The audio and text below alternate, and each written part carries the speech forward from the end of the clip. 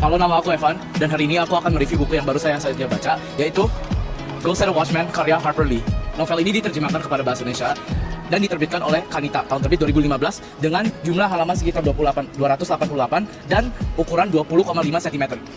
Aku mereview novel ini karena ditulis oleh Harper Lee, penulis novel terkenal To Kill a Mockingbird, dan merupakan draft atau versi awal dari buku To Kill a Mockingbird.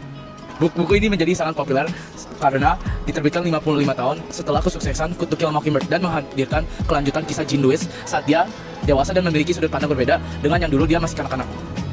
Selain itu, reputasi Harper Lee sebagai penerima Pulitzer Prize, yaitu salah satu penghargaan tertinggi di karya sastra.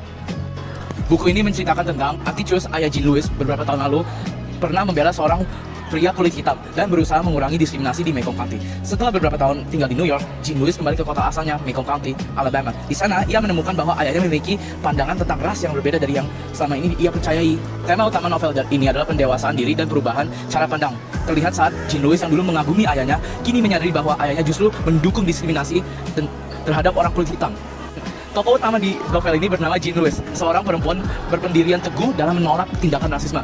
Dan tokoh pendukungnya Atticus Finch yang berperan sebagai ayah Jean Louis, sekaligus tokoh yang berpengaruh dalam hidupnya dan novel ini.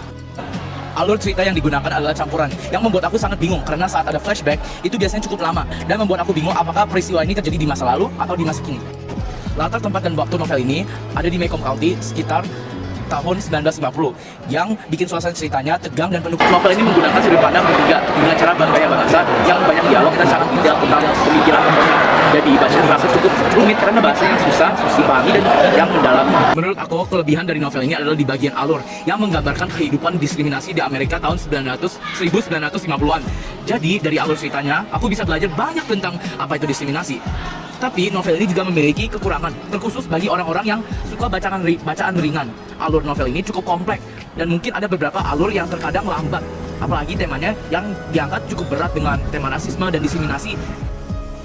Secara keseluruhan, novel ini tidak aku merekomendasikan bagi orang yang suka bacaan ringan karena alurnya terlalu lambat dan gaya bahasanya terlalu kompleks dan ada pilihan kata yang sulit dimengerti. Tapi kalau kamu suka bacaan yang berat dan ingin menambah kosakata baru, novel ini sangat tepat.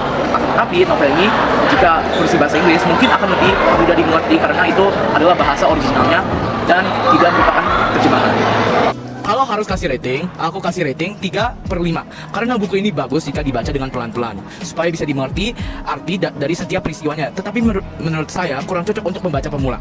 Sekian dari review saya, semoga review saya bisa menjadi panduan bagi kalian yang mau baca. Terima kasih sudah menonton.